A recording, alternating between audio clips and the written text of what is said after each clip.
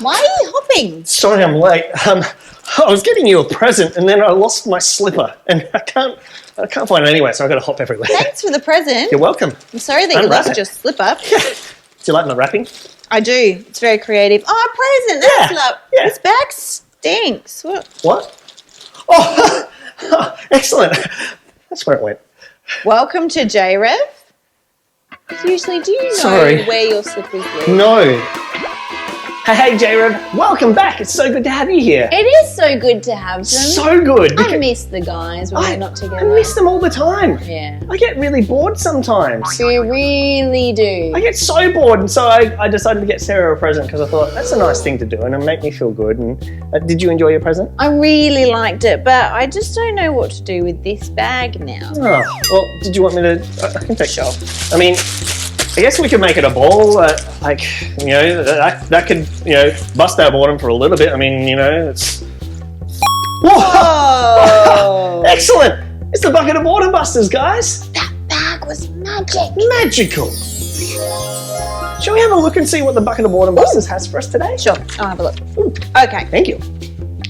drum roll.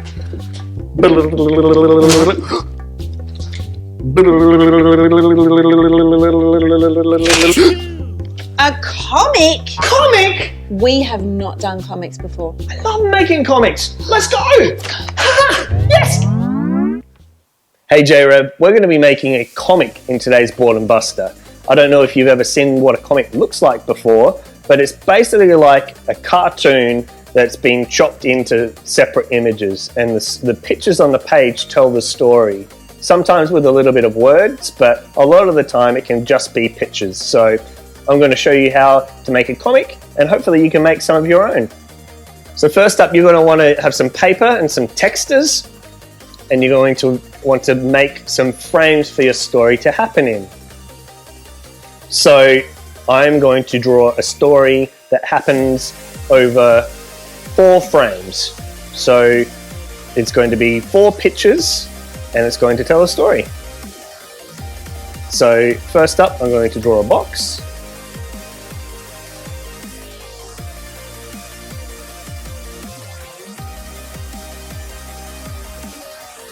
Now I'm going to draw another box next to it.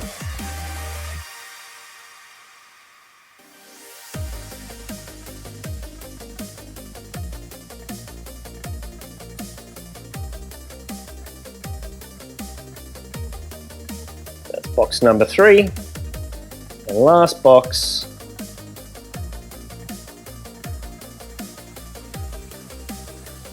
There we go. So this is going to be my first picture.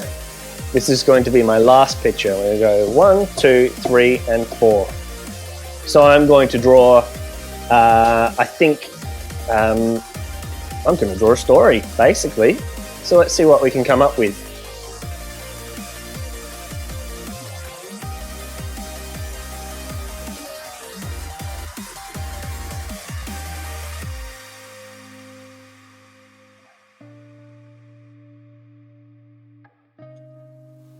All right, so now I'm going to draw a character to sit in this scene. And you don't have to be good at drawing to make a comic. You can just draw stick figures. That's what I'm going to do here.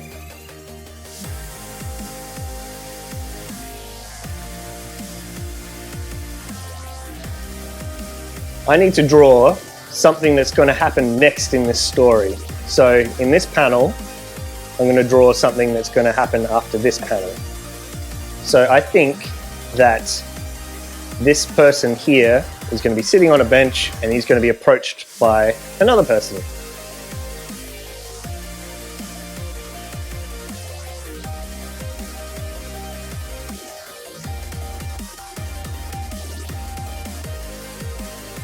So now we have 2 pictures telling part of the story. We've got one person sitting on his own on a park bench in the middle of the park, and then someone is walking in, and so this person's seeing him, he's seeing him, and now we're going to put some speech bubbles in so we can have some dialogue so we know what's happening in the story. So this person is going to say, hello.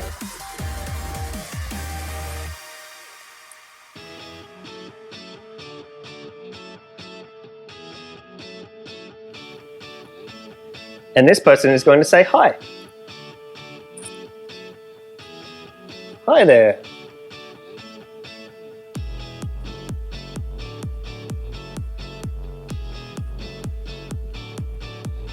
Now I'm going to draw what happens after this story beat down here. So I know that I want the action to take place in this same sort of space. So I'm going to pretty much draw the same picture, but down here, and they're going to be saying something slightly different.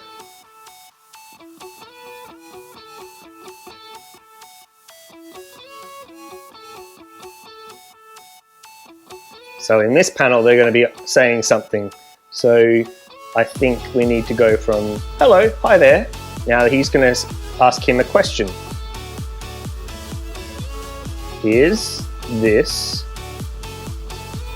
seat taken? Draw a bubble around that. I'll draw a line to the mouth of the speaker. And then our friend will say, no, the seat is not taken. And they look quite friendly, and I think that it's all going to be all right. So now I need to finish the comic.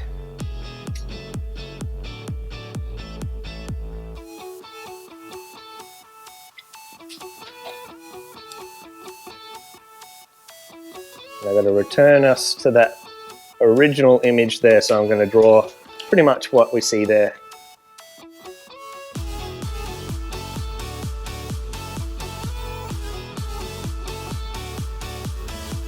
Oh no, he's lost his seat. So the story goes, man sitting on park bench, having a good time. Someone comes along and says, hello, hi there. This person asks, is this seat taken? And the person on the bench says, no. And then all of a sudden, we realize that this person has taken the bench away from this person and he's got nothing to sit on. And that's a bit of a silly comic. So maybe you can have an idea of different things that you could show in a comic, and we'd love to be able to see them. Maybe you could send them into the gallery.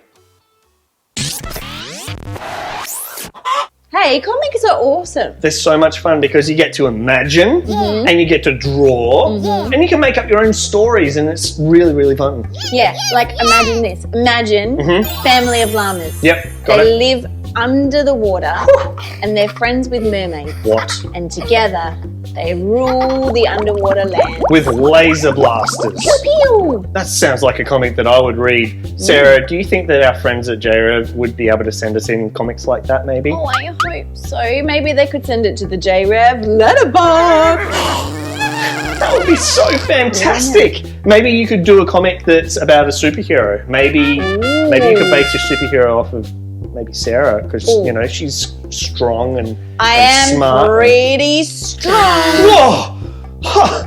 You flexed the address out. I know. That's cool. With my muscles. Muscles. So, JRev, if you want to share whatever you've been doing throughout the week, we would love to see it. So get a grown-up to help you send it into this address, and we can show it in the gallery. Oh, I love the gallery. Me too. It's one of my favourite things. Me too. Should we go check it out? Yes. Okay, let's go on 3. 1, 2, 3. Let's all go to the gallery.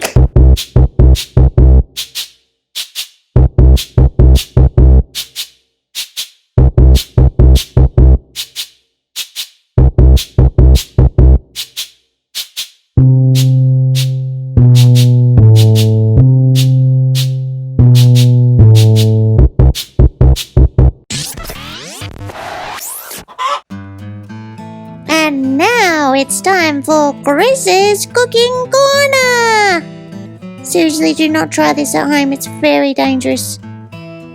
Oh, so that's how it's made. Of course. Hey JRev, welcome back to Chris's Cooking Corner, where all the recipes are totally real and I know what I'm doing. Today we are going to be making coconut pizza because there's this craze sweeping the world at the moment where you use coconut for everything. So we're going to make our own twist on that old crowd favorite pizza, but using coconut. Now, fair warning, I don't actually have any coconut because, again, I forgot to go to the shops. I was too busy playing games. So I'm going to have to use whatever I can find in my pantry, and I'm really hoping that there's some coconut, but we'll have to see what we get, okay? Let's go. Sorry, do you know where my pantry is? Pantry's that way? This way?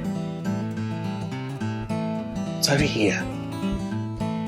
All right, JRev. So I haven't got a heck of a lot of ingredients, unfortunately, because I've used most things in my house, but that's okay. I've actually got some muesli here, which I found at the back of the cupboard, so we're definitely going to be able to make use of that nice and fresh. I've also got this tin of tomatoes that is in another language that I can't read, and I think it was best before 23 years ago, but we'll definitely be able to make use of that. We also have some cardboard, which will be perfect as a base for our pizza. And I've got a tray that we're going to be making everything on. So first up, you're going to want to open up your cardboard and make sure that it is fresh. We're going to make sure that it's nice and flat and ready to receive the ingredients. So we'll crack open the old tomatoes. Oh, excellent. And this is a really good base. You're going to want to use this as your sauce base. This is looking real nice, real tasty. Just goop it on there. Okay. That wasn't supposed to happen, but that's okay. We can work with this. It looks like brains. Sure, cool. We're going to go with that. Okay, so we'll put the tin aside, and we're going to come up with the next ingredient here, which is our alternative for coconut and cheese. Because remember, we're making a coconut pizza. So just liberal amount of coconut substitute. Fun fact, coconuts aren't actually nuts. Fun fact, I don't know what coconuts actually are. I mean, they're kind of like bowling balls, aren't they? All right. Once you're done there, you're ready to put it into the oven. Now, for pizza, you need to traditionally have a very, very hot oven, and you only want to put it in for a minute or two at a time. So I'm actually going to break that trend. I'm actually going to use a very, very cold oven. It's actually my freezer. So I'm going to put this in the freezer, and we're going to see what it comes out like after we're done. Let's go. Okay, JRev, we're all done here. This is all frozen up really nicely. It's looking really crispy and ready to eat. I just need to cut it up with something. I don't have any clean knives or pizza cutters, so I'm going to use tongs just to cut things up. So, are you wanting a serve? Would you like some? Yeah? Yep. Just give me a little bit. It's just very tough, but that's the texture that we're going for. Very, yep, excellent. Okay. Yum! Yeah, really good. Hope you've enjoyed this, and remember, kids, cook at home, but cook with someone who knows what they're doing. Thank you for joining us for Chris's Cooking Corner. Seriously, the guy has absolutely no idea what he's doing. Do not copy this at home. Do you have a school canteen? I hope you do, because if you have a school canteen, $1 can go a long way. With this $1, you might be able to buy some yogurt frogs, or you might be able to buy a bag of munchies, maybe, depending on how much they are. Oh, but what if I want both? My $1's not going to stretch very far. Okay, new idea. Let's go to the supermarket. All right, we're going to go to the supermarket, and we've got our $1, so we can buy not very much. Maybe we could buy a chocolate bar if it's on special, or maybe a very small bag of chips. I don't know, but I can't get $20 worth of snacks with my $1. I can only get $1 worth of snacks with my $1. That's kind of how money works, though, isn't it? Like, if I have $1, I can only spend $1. Can I tell you that is not how God's love works. You see, we don't always make lovely choices. So actually, I'm not sure that sometimes I deserve all of God's love. I'm not sure that my words or actions always deserve all of God's love. But you know what? He gives it to me anyway. I mean, the biggest example of this is God's love for us on the cross. We did not deserve that amount of love. God's big, enormous love that made up for all the bad stuff we've ever done, anything that's been done to us. God's big, enormous love was big enough to cover all of our mistakes. God's love is kind of like walking into a supermarket with your $1 coin and walking out with $100 worth of snacks. You don't deserve $100 worth of snacks if you only have $1. You only deserve $1 worth. But God's love is like unlimited. God's love is like going to a tons of fun lock-in, right? Normally, if you go to play like a game at the arcade, you have to put in your coin and you get to play the game, and then the game finishes and it's over. And that's the end. When you're at a lock-in, you keep going and you're going and you go and you go and you go and you go and you go. It's an interesting theory, isn't it? That tells me that maybe you guys are worth more than $1. I mean, even if you think you're only worth $1, I think God thinks you're worth more than that. In fact, I'm not sure we can put a price on how valuable you are. Can I let you in on a little JRev secret? You see, there's actually nothing that you could do that can earn God's love. It's like the best, unlimited, awesome Christmas present ever that just keeps going and going and going. You can't earn God's love. You can't buy God's love. It doesn't matter how many $1 coins you have. It's never going to be enough. But it doesn't matter because God just gives it to you anyway. You can lose a coin, but you can't lose God's love. You see, if we got what we deserved based on our behavior, based on my behavior, we'd be in big trouble. Because I don't know about you, but I don't get it right all the time. And if I only got the amount of love that I deserved from God, it wouldn't be very much some days. But the great news is that that's not how God's love works. So if you only remember one thing that I say today, I want you to remember this. God gives unlimited love. Did you just say God lives under a dove? I said God gives unlimited love.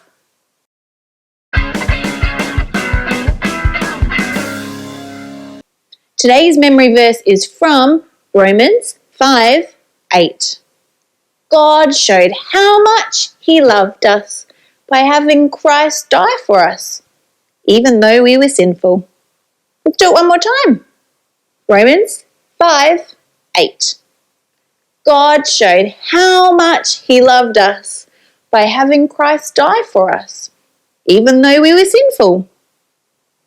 Let's pray. God, we thank you for your huge, big, amazing love and that you've given us way more than we ever deserve. We thank you that your love is for us, but it's also for everyone else. Amen.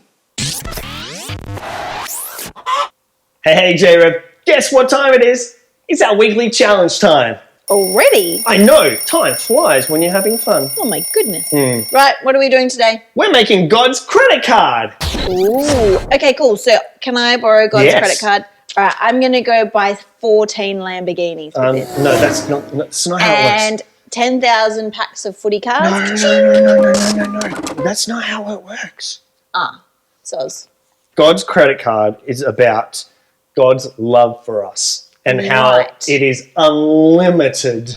Incredible. And guess what? What? It's all mine. All yours. And it can be all yours. Ooh. And it can be all yours as well. See, God gives us his credit card that's full of love. Right. And we can access it whenever we want. And there is no limit. So, like, you made this yourself at home? I did. I just needed some paper and a pen, and I drew out a credit card with my name on it, and it said that it was from God and that the credit is unlimited because God's love is unlimited. And you know what, Sarah? What? I've got a wallet, and I can put that in my wallet, and I can carry it around with me. And anytime I open up my wallet, I go, God's credit card. I have unlimited love.